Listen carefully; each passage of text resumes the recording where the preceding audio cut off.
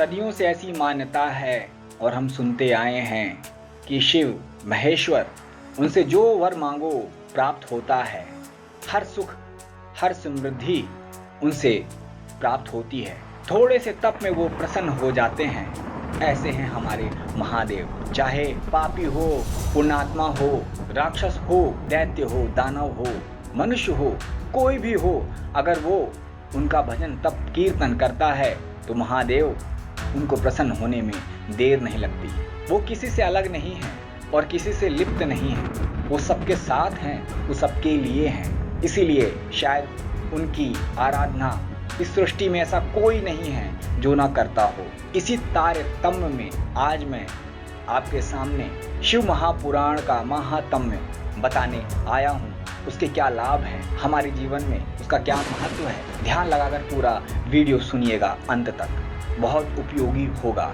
तो दोस्तों चलिए सुनाता हूँ मैं आपको महात्म्य शिव पुराण का। शिव पुराण का संबंध शैव मत से है। शिव पुराण में भगवान शंकर के बारे में विस्तार पूर्वक वर्णन किया गया है। शिव महापुराण में भगवान शिव और देवी पार्वती के बारे में और उनकी गाथा का विवरण पूर्ण रूप से दिया गया है। शिव पुराण में शिव के कल्याणकारी स्वरूप का तात्विक विवेचन, रहस्य, महिमा और उपासना का विस्तृत वर्णन है।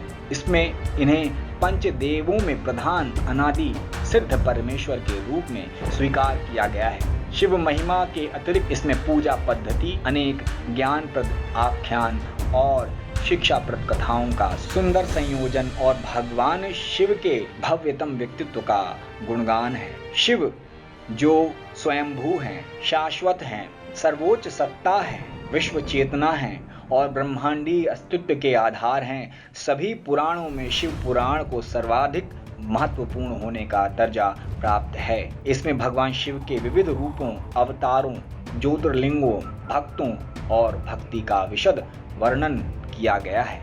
इस पुराण में प्रमुख रूप से शिव भक्ति और शिव महिमा का प्रचार प्रसार किया गया है। प्रायः सभी पुराणों में शिव को त्याग, तपस्या, वात्सल्य तथा करुणा की मूर्ति बताया गया है, किंतु शिव पुराण में शिव के जीवन चरित्र पर प्रकाश डालते हुए उनके रहन सहन, विवाह और उनके पुत्रों की उत्पत्ति के विषय में विशेष रूप से बताया गया है। इसमें भगवान शिव और देवी पार्वती की गाथा का पूर्ण विवरण है, जो कुल 12 स्कंद भागों में बटा हुआ है।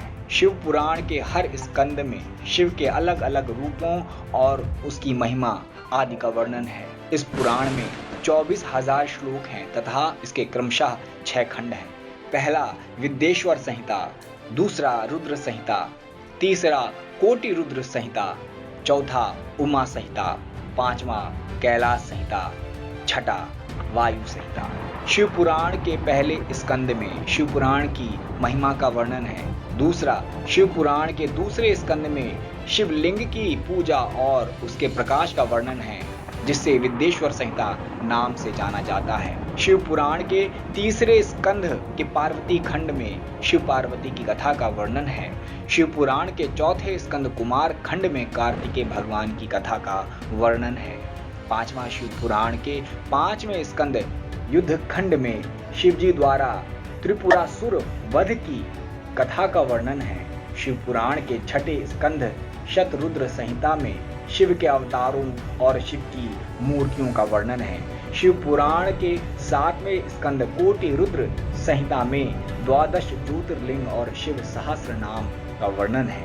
शिव पुराण के 8वें स्कंद उमा संहिता में मृत्यु और नरकों और क्रिया योग का वर्णन है। शिव पुराण के 9वें स्कंद वायवीय संहिता पूर्व खंड में शिव के अर्धनारीश्वर स्वरूप का वर्णन है। शिव पुराण के 10वें स्कंध वायवी संहिता के उत्तर खंड में शिव धर्म और शिव शिवा की विभूतियों का वर्णन है। पृथ्वी पर हर व्यक्ति किसी भी काम को करने से पहले उसके लाभ और हानि के बारे में सोचता है। हर व्यक्ति कार्य को करने से प्राप्त लक्ष्य के बारे में सोचकर तभी कार्य करता है। शिव पुराण के आरंभ में पुराण विशेष की महिमा और उसके पढ़ने की विधि के बारे में जानकारी दी गई है। आइए हम आपको ये बताएंगे कि शिव पुराण को पढ़ने से क्या लाभ होता है। जो व्यक्ति शिव पुराण पढ़ता है उसको भोग और मोक्ष दोनों की प्राप्ति होती है। अगर किसी व्यक्ति से अनजाने या जानबूझकर कोई पाप हो जाए तो अगर वो शिव पुराण को पढ़ने लगता है तो उसका घोर से घोर पाप से छुटकारा मिल जाता है। जो व्यक्ति शिव पुराण को पढ़ने लगते हैं उनके मृत्यु के बाद शिव के गण उन्हें लेने आते हैं। सावन में शिव का पाठ करने से उसका फल बहुत ही सुखदायी होता है। तो दोस्तों, कैसी लगी ये जानकारी? सुखदायक है ना? तो सोचिए, पुराण पढ़ने में जब चंद लाइनें इतनी सुखदायी हैं तो सोचिए अगर जब पूरा शिव पुराण हम उसका अनुसरण करेंगे तो सोचिए किस अनंत आनंद की अनुभूति होगी। आशा करता हूँ ये जानकारी आपको पसंद आई होगी। लाइक करें, कमेंट करें, सब्सक्राइब भी करें। धन्यवाद।